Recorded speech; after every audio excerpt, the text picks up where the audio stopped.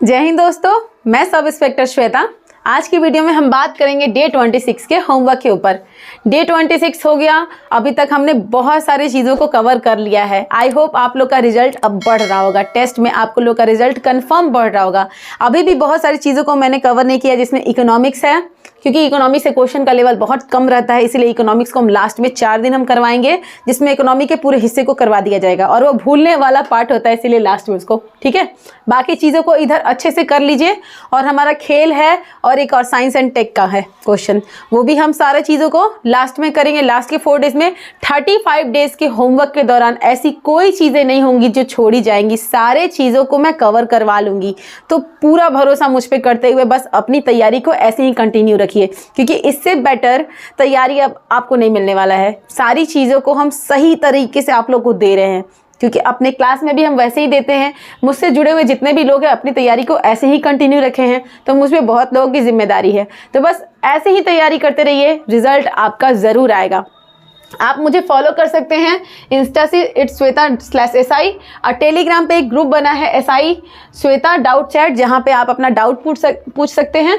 Telegram और Facebook पे SI Shweta, जहाँ पे सारा हम अपना होमवर्क देते हैं। टेलीग्राम पर सारा होमवर्क हम वहीं देते हैं, वो होमवर्क आप कंटिन्यू रखिएगा, आपकी पूरी तैयारी हो जाएगी।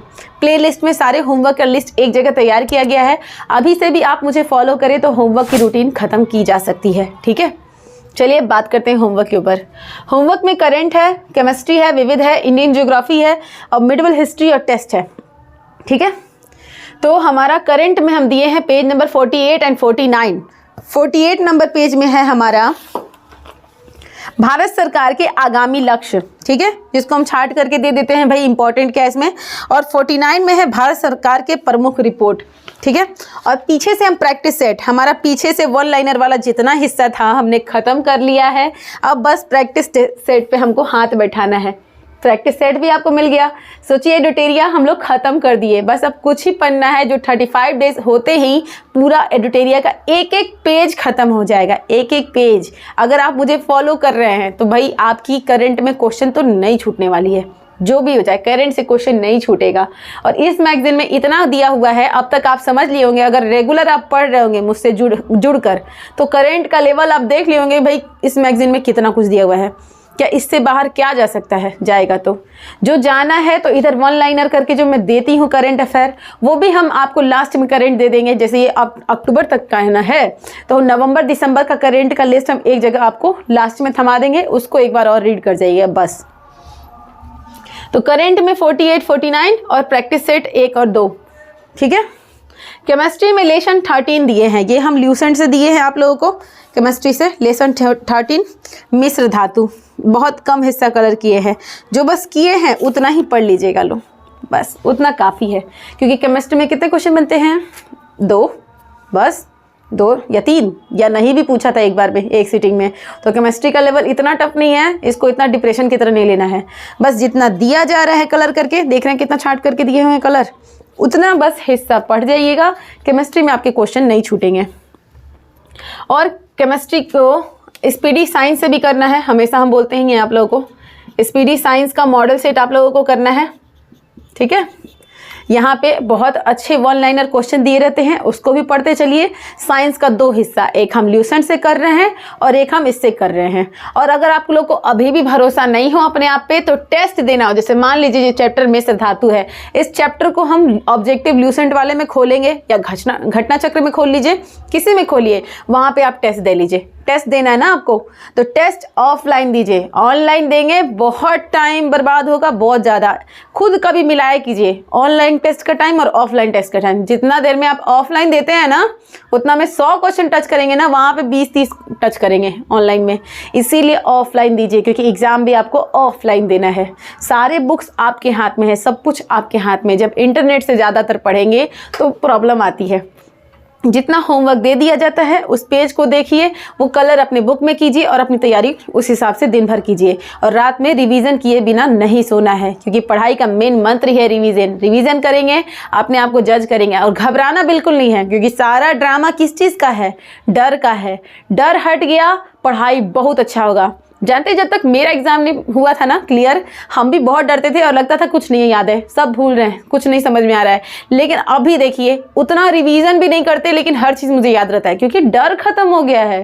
तो सब काम डर करवाता है भाई। डर आपको भरोसा नहीं होने देता है कि भाई जो हम याद कर रहे हैं हमको याद नहीं हो रहा है, तो डरना बंद कर दीजिए, ठीक है। विविध में हम लेशन दिए हैं 38, ये लेशन है, पेज नंबर नहीं है, 38 एंड 39, ठीक है। 38 में है प्रमुख व्यक्ति के लोकप्रिय उपनाम। भाई बहुत अच्छा ये चैप्टर है। सीमांत गांधी किसे कहते हैं, युद्ध पुरुष किसे कहते हैं, लौह पुरुष, ये जानते हैं ना, इंपॉर्टेंट हिस्सा है। तो ये कलर यहाँ पे एक जगह किया हुआ है, इसको याद कर लीजिएगा। अब प्रमुख व्यक्तियों के संबंधित स्थान, ठीक है। तो इसमें मैंने कुछ ज़्यादा ही कलर कर दिया कि मकदूनिया से कौन है, सिकंदर महान है, शांति निकेतन से रविन्द्रनाथ ठाकुर है, तलवंडी से गुरु नानक है। तो ये भी हिस्सा पूछ लेता है, जो लगता है कि भाई कहाँ है, तो ल्यूसेंट में ही दिया हुआ है, ठीक है। ये 2 चीज़ हम दिए हैं ल्यूसेंट से, आप याद कर लीजिएगा। सारा पेज हम अपने टेलीग्राम पे डाल लेंगे, ऐसा ही श्वेता पे सारा पेज हम वहाँ पे देंगे कलर किया हुआ, वो अपने बुक से आप कलर करके तैयारी कीजिएगा। इंडियन ज्योग्राफी में हम जनगणना चैप्टर दिए हैं। फाइनली इंडियन ज्योग्राफी तो ख़त्म ही हो गया, ये अलग से चैप्टर था। भारत की जनगणना देखिए कलर कर चुके हैं हम, कितना कम है, दिख रहा है कितना कम कलर किए हैं। ये जो यहाँ किए हैं ये हिस्सा ऑलरेडी पीछे दिया हुआ है। बिहार से आप लोग पूछ रहे हैं, बिहार स्पेशल, बिहार स्पेशल में आता ही क्या है भाई, बिहार स्पेशल में क्या है, कुछ नहीं है। कुछ अगर हिस्ट्री में जाता है तो कुंवर सिंह के पास चल जाता है ज़्यादातर, और कुछ इतिहास है जो पटना से रिलेटेड है वो हम पेज में लिख करके दे देंगे। और ज्योग्राफी में जाएगा तो भाई ये बस इतना ही जाता है, यहाँ पे ऑलरेडी दिया हुआ है, ये रहा बिहार का आंकड़ा उकड़ा, इससे ज़्यादा बिहार नहीं जाएगा। तो बिहार स्पेशल बस यही है।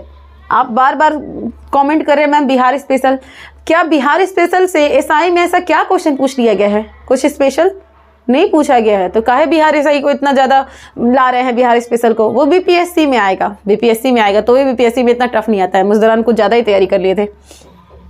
तो इंडियन ज्योग्राफी में आपका जनगणना चैप्टर है, यहाँ से क्वेश्चन हर साल रहता है, लेकिन क्वेश्चन में किसी क्षेत्र का नहीं पूछ देता है, वो ऐतिहासिक क्वेश्चन ही होता है। 2011 की जनगणना को क्या कहा गया, जनगणना की शुरुआत कब, ऐसे करके एसआई में क्वेश्चन बने हैं, ठीक है।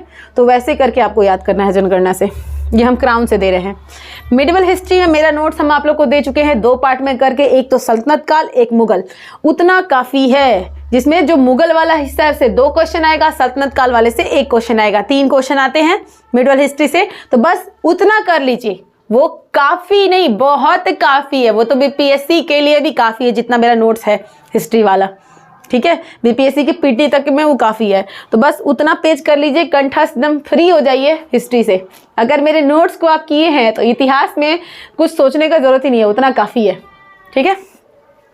टेस्ट आपको डेली देना है, एवरीडे ओएमआर शीट पे टेस्ट देना है, जो हो जाए, कितना भी टाइम रात में बचे ना बचे, रात में बिना टेस्ट दिए नहीं सोना है। टेस्ट को हलवा मत समझिए कि भाई सब कुछ कर रहे हैं पर टेस्ट नहीं कर रहे हैं, टेस्ट देना है, ठीक है।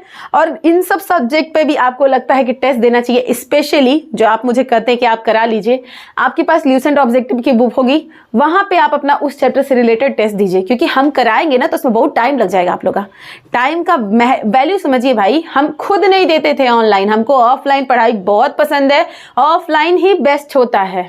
तो जो भी टेस्ट देना है आप खुद से ऑफलाइन दीजिए, ठीक है। जितना देर होमवर्क मिला उतना देर फ़ोन से अपने होमवर्क अपने कॉपी में, उसके बाद फ़ोन फेंक देना चाहिए। फ़ोन अपने पास रखना ही नहीं चाहिए, पढ़ाई के दौरान फ़ोन हाथ में होना ही नहीं चाहिए, ये बात ध्यान रखिएगा। पढ़ाई के दौरान एकदम हाथ में फ़ोन नहीं, अगर फ़ोन रहेगा तो पढ़ाई ख़राब हो जाएगा। कोई डाउट अगर लग रहा है चैप्टर से रिलेटेड, कुछ फंस गया जो हमको फ़ोन में देखने का काम है, तो भी उस समय नहीं देखना है, उसको लिख के रखिए, उसका टाइमिंग रखिए कि फ़ोन का डाउट हमको इतना बजे देखना है, क्योंकि पढ़ने के दौरान फ़ोन से डाउट देखेंगे ना तो टाइम बर्बाद होगा, सारा वर्क कंप्लीट नहीं होगा। तो फ़ोन का बाद में उपयोग, जो भी डाउट फंसा है उस कॉपी में लिख दीजिए, एक टाइम बनाइए जिसमें फ़ोन यूज़ करके सारे डाउट को क्लियर कीजिए, ठीक है। पढ़ाई के बीच में फ़ोन मत रखिएगा। अभी तक फेसबुक व्हाट्सएप आप अपने फ़ोन से हटा ही चुके होंगे भाई, जिसका एग्ज़ाम है वो सब इसमें थोड़ी फंसने वाला है। इंटरनेट से जितना हो सके दूर रहेंगे, पढ़ाई उतनी अच्छी रहेगी, ठीक है, उतनी ही अच्छी रहेगी। कुछ समय जितना देर वर्क मिला ले लिए, उसके बाद फ़ोन बाय बाय, ठीक है, तभी पढ़ाई होगी। ये बहुत डिस्टर्ब करता है भाई, मान के रखिए, सब लोग ऐसा करते हैं। मैंने खुद अपने फ़ोन को बहुत साइड रखते थे, होमवर्क मिल गया बस उसके बाद फ़ोन साइड, ठीक है। कोई डाउट हो तो कमेंट करके पूछ लीजिएगा। धन्यवाद, जय हिंद। to change your